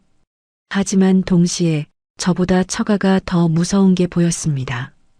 제 아들은 진실보다 체면을, 엄마보다 장인의 기분을 택한 거였어요. 심장이 유리조각처럼 깨지는 느낌이었습니다. 내가 뼈 빠지게 키운 아들이 이런 순간에 나를 외면하다니요. 새벽 3시에 일어나 국밥 끓이고 밤늦게까지 설거지하며 키운 아들이에요. 손이 트고 발이 부르터도 학원비 벌려고 쉬지 않았습니다. 그 아들이 지금 장인 눈치를 보며 저를 내쫓으려 하고 있었어요. 눈앞이 흐려졌습니다. 하지만 눈물은 흘리지 않았어요. 울면 지는 거니까요. 이를 악물고 참았습니다. 최 영감이 다시 고함을 질렀습니다. 뭘 꾸물거려. 당장 끌어내. 이런 사람 때문에 손님들 식사 망치겠어. 보안팀원 2명이 제 양팔을 잡았습니다. 거칠게요. 어깨가 뒤로 꺾였어요. 아팠습니다. 하지만 소리 지르지 않았어요. 대신 주변을 둘러봤습니다. 로비 2층 난간이 보였어요. 거기에 박 실장이 서 있었습니다. 정장을 입고 굳은 표정으로 이 상황을 지켜보고 있었죠. 우리 눈이 마주쳤습니다. 저는 살짝 고개를 끄덕였어요. 신호였습니다. 이제 시작하라는 뜻이었죠. 박 실장도 고개를 끄덕였습니다. 그리고 핸드폰을 꺼내 어딘가에 전화를 걸었어요. 보안 요원들이 저를 끌고 출구 쪽으로 걸어갔습니다. 대리석 바닥에 제 낡은 신발이 질질 끌리는 소리가 났어요. 하객들이 길을 터주며 저를 쳐다봤습니다. 손가락질하는 사람도 있었고 혀를 차는 사람도 있었죠. 며느리의 비웃음 섞인 목소리가 등 뒤에서 들렸습니다. 휴, 진작 저럴 것이지. 노인네가 주제 파악을 못해서. 큰일이야. 아들 성우는 고개를 푹 숙이고 있었어요. 저를 쳐다보지 못했습니다. 그 모습을 마지막으로 눈에 담았어요. 그 순간 모성애라는 이름이 마지막 족쇄가 풀리는 느낌이었습니다. 절그럭하고 쇠사슬이 끊어지는 소리가 들리는 것 같았어요. 이제 더 이상 봐줄 이유가 없었습니다. 호텔 회전문 앞에 도착했어요. 보안 요원이 문을 밀었습니다. 바깥의 차가운 공기가 얼굴을 때렸어요. 햇빛이 눈부셨습니다. 그때 제 핸드폰이 진동했습니다. 주머니에서 꺼내봤어요. 박 실장의 문자였습니다. 모든 준비 완료되었습니다. 회장님 명령만 내리십시오. 저는 문자를 읽고 고개를 들었습니다. 보안 요원들을 바라봤어요. 그들은 저를 밖으로 밀어내려 하고 있었죠. 저는 꺾였던 팔을 천천히 풀었습니다. 그리고 허리를 곧게 폈어요. 구부정했던 자세가 펴지면서 시골 노인의 모습이 사라졌습니다. 대신 수십 년간 사업을 해온 경영자의 자세가 나타났죠. 보안 요원들이 당황한 표정을 지었습니다. 갑자기 분위기가 바뀐 걸 느낀 거예요. 잠깐 저는 났지만 단호한 목소리로 말했습니다. 자네들 조금만 기다려봐. 목소리가 달라졌어요. 사투리가 사라지고 차갑고 또렷한 표준어가 나왔습니다. 보안 요원들이 멈칫했어요. 뭔가 이상하다는 걸 눈치챈 것 같았죠. 바로 그 순간 호텔 로비 안에서 웅성거림이 비명으로 바뀌었습니다. 불이 왜 꺼져? 정전이야? 무슨 일이야? 사람들이 소리쳤어요. 어둠 속에서 비명과 웅성거림이 뒤섞였습니다. 저는 천천히 몸을 돌렸어요. 그리고 다시 회전문을 밀고 호텔 안으로 들어갔습니다. 보안 요원들이 당황해서 저를 막지 못했어요. 어둠 속에서 제 눈만 빛나고 있었습니다. 이제 진짜 시작입니다. 어둠이 로비를 삼켰습니다. 비상등만 희미하게 빛나고 있었어요. 사람들이 비명을 지르며 우왕좌왕했습니다. 스마트폰 불빛이 여기저기서 깜빡거렸죠. 뭐야, 정전이야? 호텔에서 정전이 되다니. 결혼식 어떻게 해? 하객들이 소란을 피웠습니다. 최영감의 목소리가 들렸어요. 지배인. 지배인 어디 있어? 당장 불 켜. 저는 어둠 속에서 미소를 지었습니다. 계획대로였어요. 박 실장이 제 신호를 받고 정전을 일으킨 거죠. 이 호텔의 전력 시스템은 제가 손바닥 보듯 알고 있었습니다. 5년 전에 리모델링 할 때 직접 검토했거든요. 그때 누군가 제 팔을 잡았습니다. 깜짝 놀라서 뒤를 돌아봤어요. 박 실장이었습니다. 어둠 속에서도 단정한 정장 차림이 보였죠. 회장님, 이쪽으로 오십시오. 박 실장이 작은 목소리로 말했습니다. 주변에 들리지 않게요. 저는 고개를 끄덕이고 그를 따라갔어요. 어둠 속을 빠르게 이동했습니다. 사람들 사이를 피해서요. 로비 뒤편에 있는 직원 전용 통로로 들어갔죠. 비상등이 희미하게 길을 비춰줬습니다. 통로 끝에 작은 방이 있었습니다. 호텔 지배인 사무실이었어요. 박 실장이 문을 열고 저를 안으로 안내했습니다. 방 안에는 비상 조명이 켜져 있었어요. 준비해뒀습니다. 박 실장이 옷걸이를 가리켰습니다. 거기에 검은색 정장이 걸려 있었어요.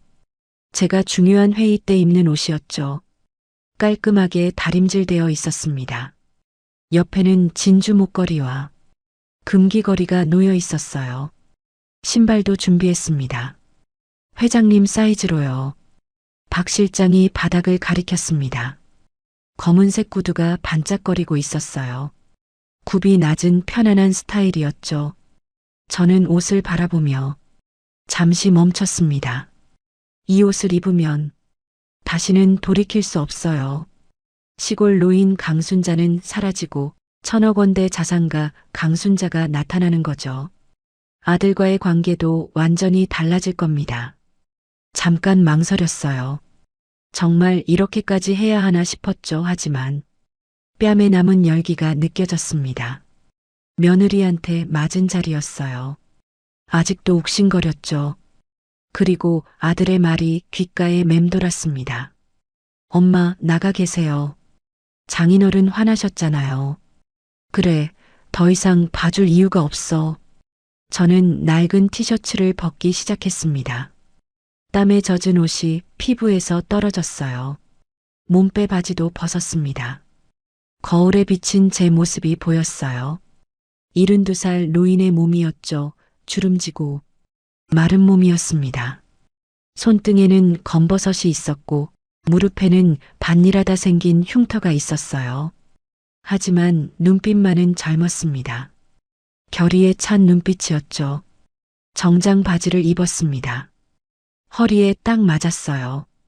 고급 원단이 피부에 닿는 느낌이 달랐습니다. 흰 블라우스를 입고 단추를 하나하나 잠갔어요. 손끝이 미세하게 떨렸습니다. 긴장 때문이었죠. 검은 재킷을 걸쳤습니다. 어깨가 펴지는 느낌이었어요. 수십 년간 사업을 하며 입었던 전투복 같은 거였죠. 이 옷을 입으면 저는 달라졌습니다. 시장에서 국밥 팔던 순자가 아니라 회의실에서 계약서에 도장 찍는 강순자가 됐어요. 진주 목걸이를 목에 걸었습니다. 차가운 진주알이 쇄골에 닿았어요. 금귀걸이를 귀에 꽂았습니다. 구두를 신었어요. 딱딱 소리가 났죠.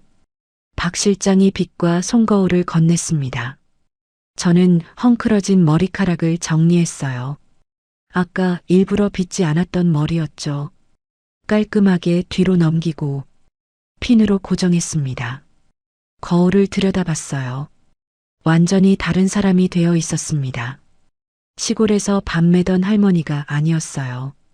대기업 회장 같은 위엄이 느껴졌죠. 아니, 저는 실제로 회장이었습니다. 회장님, 영상 준비도 완료됐습니다.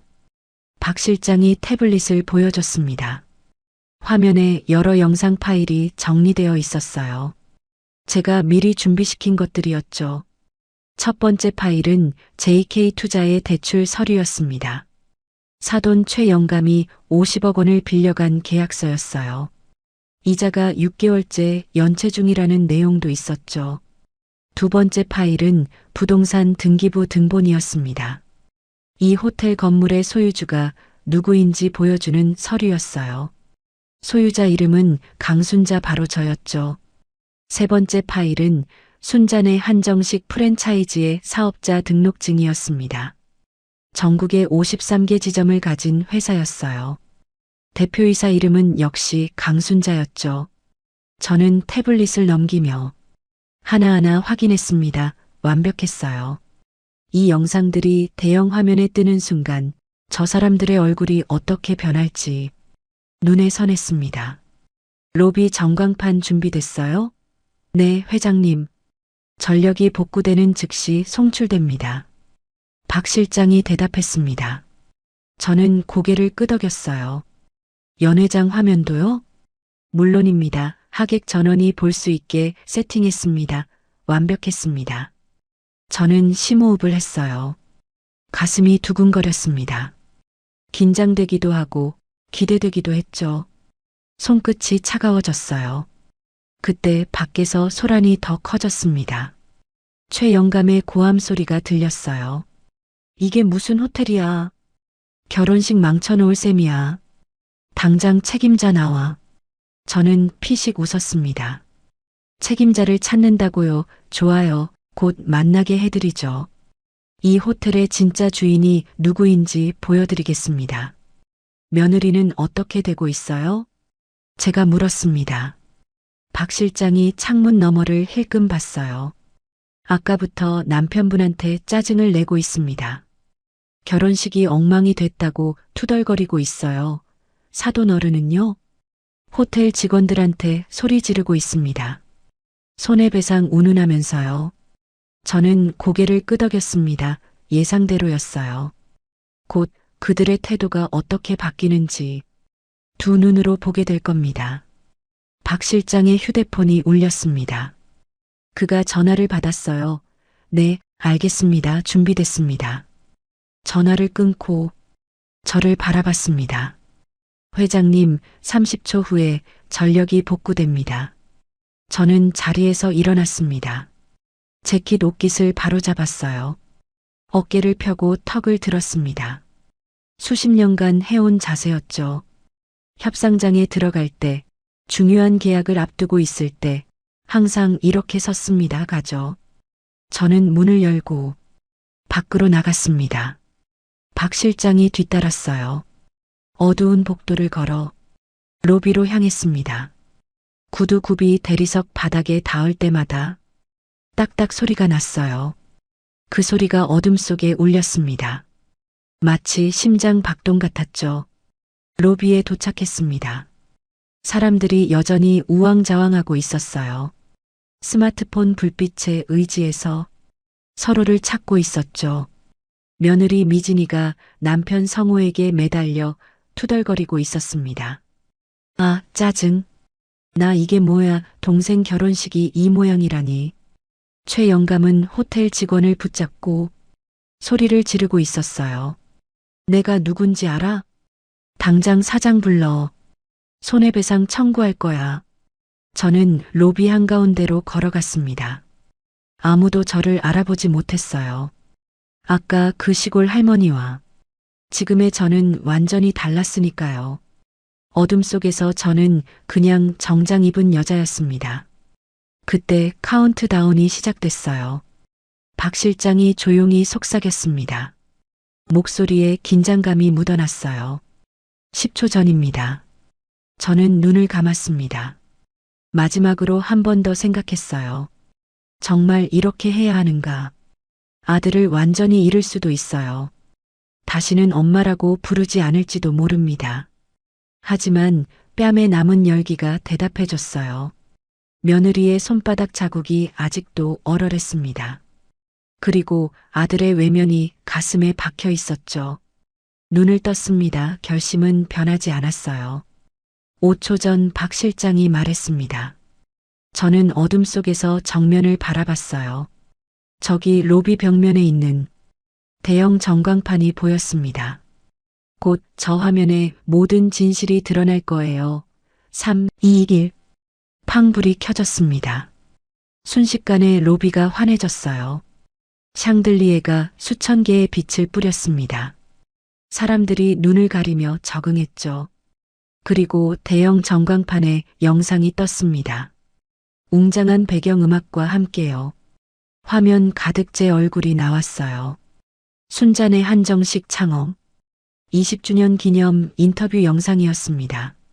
거기서 저는 정장을 입고 있었죠. 지금 제 모습과 똑같았어요. 영상 속에서 저는 말하고 있었습니다. 어떻게 시장 국밥집에서 시작해서 전국 프랜차이즈를 만들었는지에 대해서요. 화면 아래에 자막이 떴습니다. 순잔의 한정식 그룹 회장 강순자 자산 총액 1200억 원 로비가 순식간에 조용해졌습니다. 사람들이 화면을 바라보다가 로비 한가운데 서 있는 저를 봤어요. 화면 속 얼굴과 제 얼굴을 번갈아 봤습니다. 둘이 같은 사람이라는 걸 깨달았죠. 며느리 미진이의 얼굴이 하얗게 질렸습니다. 입이 떡 벌어졌어요. 손에 들고 있던 스마트폰이 바닥에 떨어졌습니다. 발그락 소리가 났죠. 사돈 최 영감의 얼굴도 굳어 있었습니다. 눈이 휘둥그레졌어요. 턱이 덜덜 떨렸습니다. 아까까지 큰 소리 치던 사람이 맞나 싶을 정도였죠. 아들 성우는 멍하니 서 있었습니다. 입을 벌린 채 저를 바라보고 있었어요. 믿을 수 없다는 표정이었죠. 평생 시골에서 가난하게 산다고 알았던 어머니가 1,000억 원대 자산가라니요. 그의 세계관이 무너지는 게 보였습니다. 저는 천천히 입을 열었습니다. 사돈 어른, 제가 누군지 이제 아시겠습니까? 제 목소리가 조용한 로비에 울려 퍼졌습니다. 차갑고 단단한 목소리였어요. 사투리는 완전히 사라졌습니다. 수십 년간 협상 테이블에서 갈고 닦은 목소리였죠. 한 발짝 앞으로 나갔습니다. 구두굽이 대리석 바닥에 딱 소리를 냈어요. 그 소리가 조용해진 로비 전체에 울렸습니다. 모든 시선이 저에게 집중됐어요. 복수가 시작됐습니다. 로비가 얼어붙었습니다. 200명이 넘는 하객들이 전부 숨을 죽이고 있었어요. 전광판에서 흘러나오는 영상 소리만 울렸습니다. 제 인터뷰 영상이었죠. 저는 한 발짝 더 앞으로 나갔습니다. 구두굽 소리가 또렷하게 울렸어요. 탁, 탁, 탁 모든 시선이 저에게 집중됐습니다. 사돈 최영감의 얼굴이 볼만했어요. 벌겋게 달아올랐던 얼굴이 순식간에 창백해졌습니다. 입술이 파르르 떨렸어요. 손도 떨리고 있었죠. 아까까지 큰 소리치던 위험은 온데간데 없었습니다. 사돈 어른 최영감이 더듬거렸습니다. 목소리가 갈라졌어요. 저는 천천히 다가갔습니다.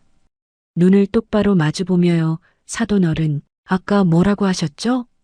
동냥하러 왔냐고요? 제 목소리는 차가웠습니다. 사투리는 완전히 사라졌어요. 수십 년간 협상 테이블에서 단련된 목소리였죠. 최영감이 뒷걸음질 쳤습니다. 배 나온 몸이 휘청거렸어요. 그게 걷어서 먹여 살린다고도 하셨죠. 우리 아들을요. 저는 한 발짝 더 다가갔습니다. 최영감이 또 물러섰어요. 등이 기둥에 닿았습니다. 더 이상 물러날 곳이 없었죠. 사돈 어른, JK투자라는 회사 아세요?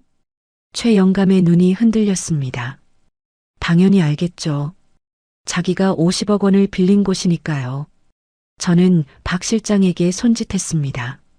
박 실장이 태블릿을 들고 왔어요. 화면에는 대출 계약서가 떠 있었습니다. 이 계약서 보이시죠? 2년 전 50억 원 대출 담보는 사돈 어른 소유의 상가 건물 2채, 이자율 연 8%, 그리고 여기 6개월째 이자 연체 중이라고 적혀 있네요. 최영감의 얼굴이 흙빛으로 변했습니다. 입이 떡 벌어졌어요. 말문이 막힌 거죠. JK투자. 대표이사가 누군지 아세요? 저는 물었습니다. 최영감이 고개를 저었어요. 떨리는 목소리로 대답했습니다. 몰라요 접니다. 저는 또박또박 말했어요. JK투자 대표이사 강순자 바로 저예요. 사돈 어른이 50억 원 빌린 곳 제 회사입니다. 최영감의 무릎이 꺾였습니다. 휘청거리다가 바닥에 주저앉았어요. 양복 바지가 대리석 바닥에 닿았습니다. 하객들이 웅성거렸어요. 저는 최영감을 내려다봤습니다. 아까 저를 거렁뱅이라고 했던 사람이 바닥에 앉아 있었어요. 통쾌했습니다. 하지만 아직 끝이 아니었죠. 그리고 이 호텔 있잖아요. 저는 로비를 둘러보며 말했습니다. 이 호텔 주인이 누군지 아세요? 최영감이 고개를 들었습니다. 눈에 공포가 가득했어요. 입술이 달싹거렸지만 소리가 나오지 않았죠. 저예요. 이 호텔도 제 거예요. 저는 천장을 가리켰습니다. 샹들리에가 반짝거리고 있었어요. 저 샹들리에 제가 이태리에서 직접 골라온 거예요. 로비 대리석, 스페인산이에요. 이 호텔 리모델링 할 때 제가 직접 감리했어요. 하객들이 술렁였습니다. 저 촌스러운 할머니가 이 호화 호텔 주인이라고요? 믿기 어렵다는 표정들이었어요. 하지만 전광판에 떠 있는 등기부 등본이 진실을 말해주고 있었죠. 저는 며느리 미진이를 바라봤습니다. 미진이는 아까부터 굳어서 움직이지 못하고 있었어요. 하늘색 드레스가 조명 아래서 빛났지만 얼굴은 사색이었습니다. 입술이 파랗게 질려 있었죠. 아가, 저는 미진이에게 다가갔습니다. 천천히요. 구두 소리가 딱딱 울렸어요. 아까 나한테 뭐라고 했지? 미진이가 뒷걸음질 쳤습니다. 높은 힐이 삐끗했어요. 하지만 뒤에 남편 성우가 있어서 더 물러나지 못했죠. 냄새난다고 했지? 무식한 촌년이라고 했지? 저는 한 발짝 더 다가갔습니다. 미진이의 눈에 눈물이 고였어요. 공포의 눈물이었죠. 아까 비상구에서 저를 때릴 때의 당당함은 어디로 갔는지 모르겠습니다. 그리고 나를 때렸지. 저는 제 뺨을 가리켰습니다. 아직도 부어 있었어요. 빨갛게 자국이 남아 있었죠. 여기 내 손자국이야. 미진이의 얼굴이 하얗게 질렸습니다. 다리가 풀렸는지 휘청거렸어요. 남편 성우가 부축했지만 성우 자신도 정신이 없어 보였습니다. 어머님. 미진이가 떨리는 목소리로 말했어요. 저는 그게 무릎 꿇어. 저는 차갑게 말했습니다. 로비가 다시 조용해졌어요. 숨소리도 들리지 않았습니다. 뭐라고요? 미진이가 되물었어요. 귀를 의심하는 표정이었죠. 무릎 꿇으라고 했어. 여기서 이 사람들 앞에서. 저는 주변을 둘러봤습니다. 200명이 넘는 하객들이 지켜보고 있었어요. 전부 상류층 사람들이었죠. 미진이의 친구들, 사돈의 사업 파트너들, 정치인들, 그들 앞에서 무릎을 꿇으라는 거였습니다. 전 그런 미진이가 고개를 저었어요. 자존심이 허락하지 않는 거겠죠.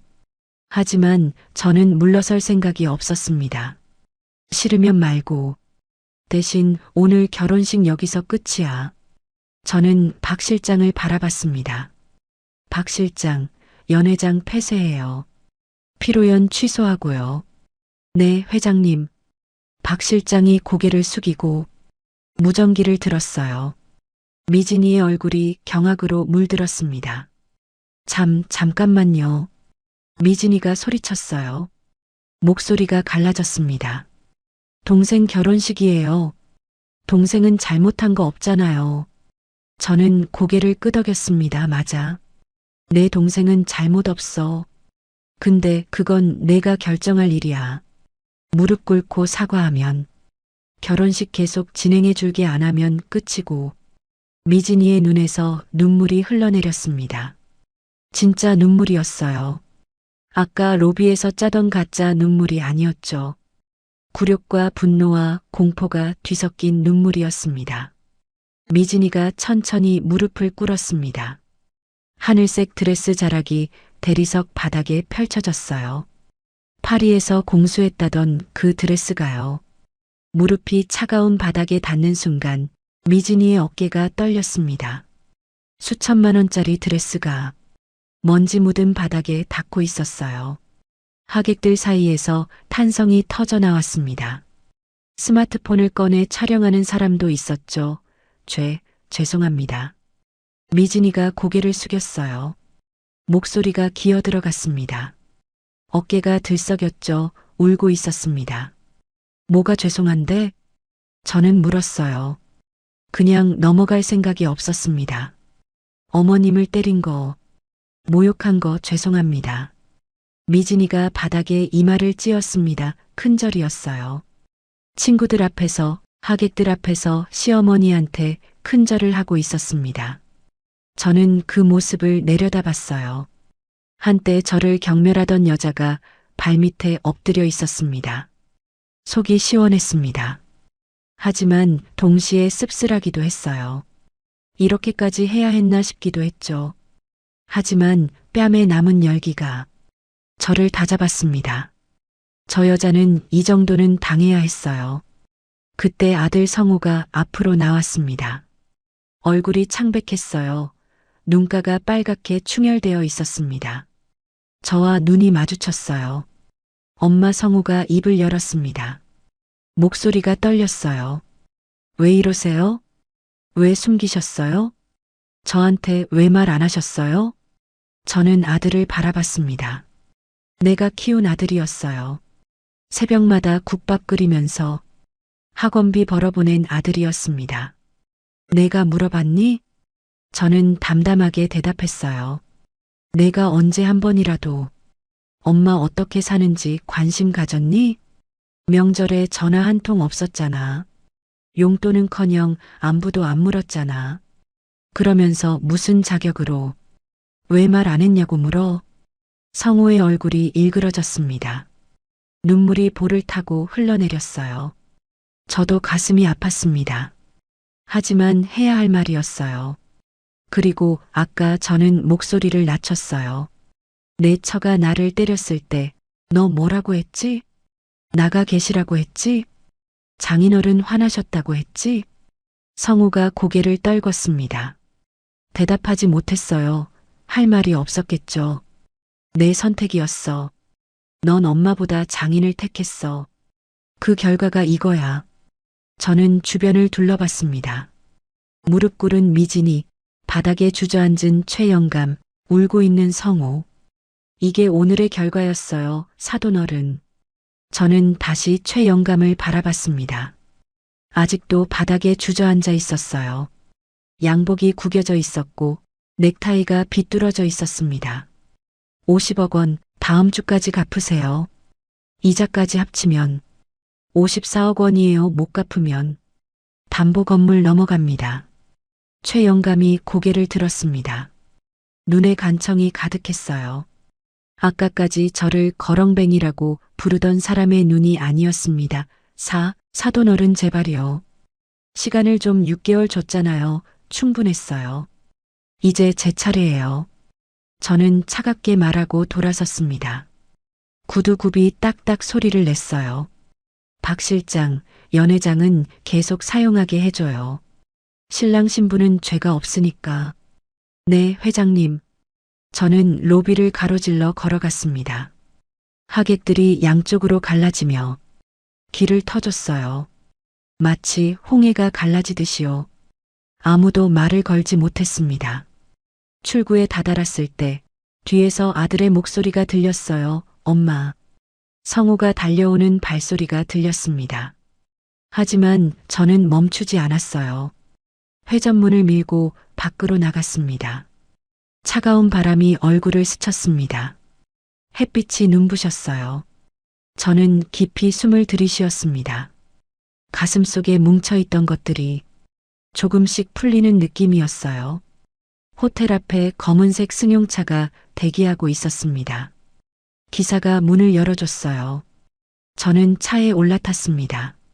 문이 닫히고 차가 출발했어요. 뒤돌아보지 않았습니다. 그럴 필요가 없었어요. 더 이상은요 끝났어요. 10년간 숨겨왔던 모든 것이 끝났습니다. 1년이 지났습니다. 양평 농장의 아침은 여전히 고요했어요. 새벽 5시에 눈을 떴습니다. 창문 너머로 안개가 밭을 덮고 있었죠. 새소리가 들렸어요. 참새들이 처마 밑에서 지저귀고 있었습니다. 저는 천천히 일어나 기지개를 켰어요. 관절이 뚝뚝 소리를 냈습니다. 73살의 몸이었죠. 텃밭에 나가 상추를 땄습니다. 이슬이 맺힌 푸른 잎사귀가 손끝에 닿았어요. 차갑고 싱그러운 느낌이었죠. 흙 냄새가 코를 스쳤습니다. 1년 전이나 지금이나 이 아침 루틴은 변하지 않았어요. 달라진 건 마음이었습니다. 한결 가벼워졌죠. 가슴을 짓누르던 무거운 것들이 사라졌어요. 아침 7시에 박 실장한테 전화가 왔습니다. 회장님, 오늘 서울 본사 일정 확인차 연락드렸습니다. 응, 10시에 가면 되지? 네, 그리고 오늘 신입 직원 교육이 있습니다. 주방 쪽이요. 저는 잠시 말을 멈췄습니다. 주방 신입 직원. 그게 누군지 알고 있었어요. 알았어요. 내가 직접 볼게요. 전화를 끊고 옷을 갈아입었습니다. 오늘은 정장 대신 편한 옷을 골랐어요. 순잔의 한정식 본사 주방에 갈 거니까요. 거기서는 굳이 차려입을 필요가 없었습니다. 서울로 향하는 차 안에서 창밖을 바라봤어요. 논밭이 아파트 단지로 바뀌고 시골길이 고속도로로 바뀌었습니다. 1년 전 이 길을 달릴 때와 풍경은 같았지만 제 마음은 완전히 달랐어요. 그날 이후로 많은 일이 있었습니다. 사돈 최 영감은 결국 빚을 갚지 못했어요. 다음 주까지라는 기한이 지나도 돈이 마련되지 않았죠. 담보로 잡힌 상가 건물 2채가 JK 투자로 넘어왔습니다. 그것뿐만이 아니었어요. 다른 채권자들도 빚을 받으러 몰려들었죠. 한때 잘 나가던 사업가는 순식간에 빈털터리가 됐습니다. 회사는 부도가 났고 집도 경매에 넘어갔어요. 지금은 지방 어딘가에서 작은 식당을 한다고 들었습니다. 아들 결혼식에서 큰 소리 치던 위세는 온데간데 없다고 했어요. 며느리 미진이는 남편과 이혼했습니다. 그날 결혼식장에서 무릎 꿇은 영상이 인터넷에 퍼졌거든요. 누군가 스마트폰으로 촬영한 거였죠. 영상 제목은 갑질 며느리의 최후라고 붙었습니다. 댓글이 수천 개가 달렸어요. 대부분 미진이를 비난하는 내용이었습니다. 친정에서도 외면당했다고 들었어요. 화려했던 삶이 하루아침에 무너진 거죠. 그리고 제 아들 성우 차가 본사 앞에 도착했습니다. 순잔의 한정식 서울 본사는 강남에 있는 5층짜리 건물이었어요.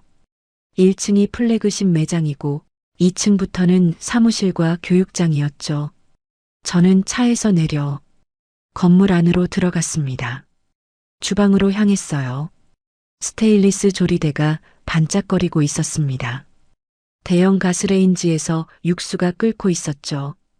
익숙한 된장 냄새가 코를 스쳤어요. 수십 년간 맡아온 냄새였습니다. 주방 한쪽에서 신입 직원 교육이 진행되고 있었어요. 하얀 조리복을 입은 젊은 직원들이 줄을 서 있었습니다. 그 맨 끝에 낯익은 얼굴이 보였어요. 성우였습니다. 36살 된 제 아들이 하얀 조리복을 입고 서 있었어요. 머리에는 위생모를 쓰고 있었죠. 양복 대신 조리복, 구두 대신 주방화 1년 전과는 완전히 다른 모습이었습니다. 성우가 저를 발견했어요. 눈이 마주쳤습니다. 성우의 표정이 복잡하게 일그러졌어요. 부끄러움과 미안함이 뒤섞인 표정이었죠. 저는 천천히 다가갔습니다. 주방장이 허리를 숙여 인사했어요. 회장님 오셨습니까? 응, 신입 교육 잘 되고 있어요? 네, 열심히들 하고 있습니다. 저는 고개를 끄덕이고 성우 앞에 섰습니다. 성우가 고개를 숙였어요. 엄마 작은 목소리였습니다. 주변 직원들이 힐끔힐끔 쳐다봤어요. 회장의 아들이 신입 조리사로 일하고 있다는 건 공공연한 비밀이었거든요. 밥은 먹었어? 저는 담담하게 물었습니다. 성우가 고개를 끄덕였어요. 내 손 좀 봐봐. 성우가 두 손을 내밀었습니다. 손바닥에 물집이 잡혀 있었어요. 칼질하다 생긴 상처도 있었죠. 뜨거운 국물에 데인 자국도 보였습니다. 1년 전 부드럽고 깨끗했던 손이 아니었어요. 노동의 흔적이 남은 손이었습니다. 제 손과 닮아가고 있었죠. 저는 그 손을 보며 잠시 아무 말도 하지 않았습니다. 가슴이 아팠어요. 하지만 동시에 묘한 안도감도 느꼈습니다. 이 아이가 드디어 뭔가를 배우고 있구나 싶었거든요. 잘하고 있대. 저는 말했어요. 성우가 고개를 들었습니다. 눈에 눈물이 고여 있었어요. 주방장이 그러더라. 성실하게 일한다고 늦지도 않고 불평도 안 하고. 성우의 입술이 떨렸습니다. 뭔가 말하려는 것 같았지만 소리가 나오지 않았어요. 천천히 해 급할 거 없어. 저는 성우의 어깨를 툭 쳤습니다. 그리고 돌아서서 주방을 나왔어요. 복도를 걸으며 생각했습니다. 성우가 저를 찾아온 건 그날로부터 3개월 후였어요. 처갓집이 망하고 아내와 이혼하고 다니던 회사에서도 잘린 후였죠. 빈손으로 양평 농장에 나타났습니다. 비를 맞고 서 있었어요. 양복은 흠뻑 젖어 있었고 구두에는 진흙이 묻어 있었습니다. 눈이 충혈되어 있었죠. 며칠 동안 제대로 자지 못한 얼굴이었어요. 그날 밤 저는 오래 고민했습니다. 받아줄까 말까?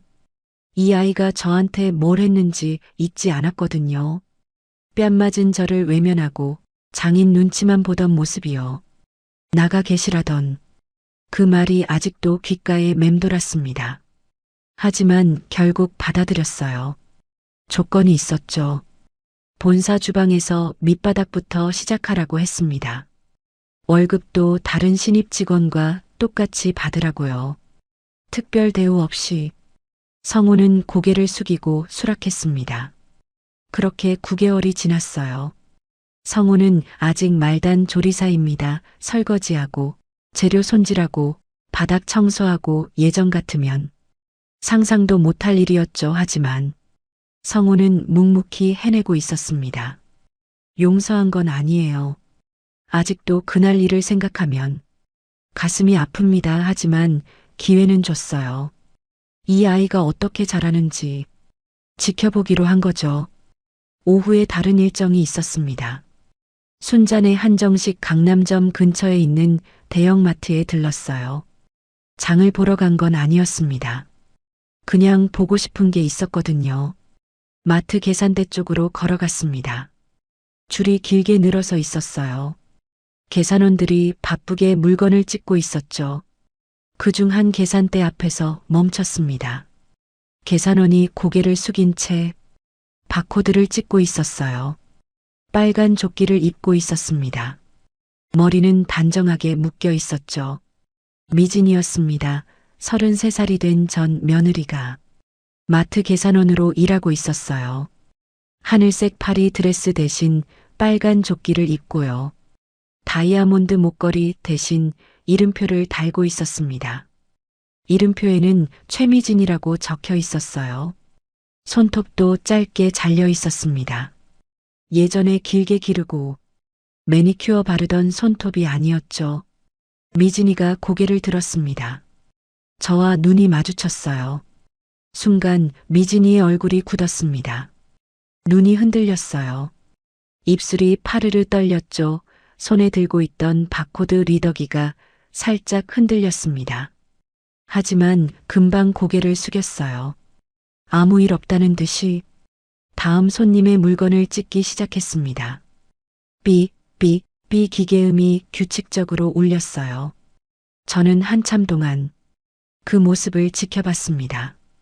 1년 전 저를 때리고 냄새난다고 하고 무식한 촌년이라고 했던 사람이었어요. 그 사람이 지금 시급받으며 물건 바코드를 찍고 있었습니다. 통쾌해야 할 것 같았어요. 하지만 이상하게도 그런 감정이 들지 않았습니다. 그냥 담담했어요. 세상이 원래 그런 거구나 싶었죠. 뿌린 대로 거두는 거구나. 인과응보라는 말이 떠올랐습니다. 저는 조용히 마트를 나왔습니다. 뒤돌아보지 않았어요. 해가 기울고 있었어요. 서울 하늘이 주황빛으로 물들었습니다. 바람이 선선하게 불었어요. 저는 차에 타지 않고 잠시 걸었습니다. 강남 거리를 천천히 거닐었습니다. 1년 전 오늘 저는 그 호텔 결혼식장에서 뺨을 맞았습니다. 거렁뱅이 취급을 당했고 도둑 누명을 썼고 끌려나갔죠. 그날 저는 모든 것을 잃을 뻔했어요. 하지만 결국 제가 이겼습니다. 아니, 이기고 진 게 아닐지도 몰라요. 그냥 제 자리를 찾은 거였죠. 전화벨이 울렸습니다. 성우였어요. 엄마 저녁에 시간 있으세요? 제가 된장찌개 끓여드리고 싶은데요. 요즘 배운 거예요. 저는 멈춰 섰습니다. 서울 한복판에서요, 사람들이 양옆으로 지나갔어요. 된장찌개? 네, 아직 많이 부족하지만 한번 드셔보시겠어요? 저는 잠시 말이 없었습니다. 목이 메어왔어요.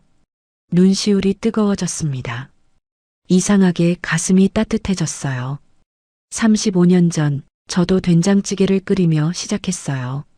시장 한 구석 작은 국밥집에서요. 그때 저는 27살이었고 가진 거라곤 끓이는 솜씨 하나뿐이었죠. 남편은 일찍 떠났고 어린 아들 하나 데리고 세상에 나섰습니다. 그렇게 시작한 게 지금의 순잔의 한정식이 됐어요. 그리고 지금 제 아들이 된장찌개를 끓이며 다시 시작하고 있었습니다. 밑바닥에서부터요. 제가 그랬던 것처럼요. 그래, 먹어볼게. 저는 대답했어요. 양평으로 와, 농장에서 같이 먹자. 상추도 텃밭에서 방금 뜯어놨어. 전화를 끊고 하늘을 올려다봤습니다. 노을이 지고 있었어요. 빌딩 사이로 주황빛이 스며들었습니다. 아름다웠어요. 끝이 아니었어요. 새로운 시작이었죠. 저와 성우 모두에게요. 저는 다시 걸음을 옮겼습니다. 집으로 돌아가기 위해서요. 아들이 끓인 된장찌개를 먹으러요. 오늘의 사연 어떠셨나요? 사연이 마음에 닿았다면 더 좋은 사연으로 찾아뵐 수 있도록 구독과 좋아요를 눌러주세요. 그리고 사연의 주인공을 위한 따뜻한 말씀도 댓글로 부탁드립니다. 여러분의 오늘을 응원합니다. 인생 소풍이었습니다.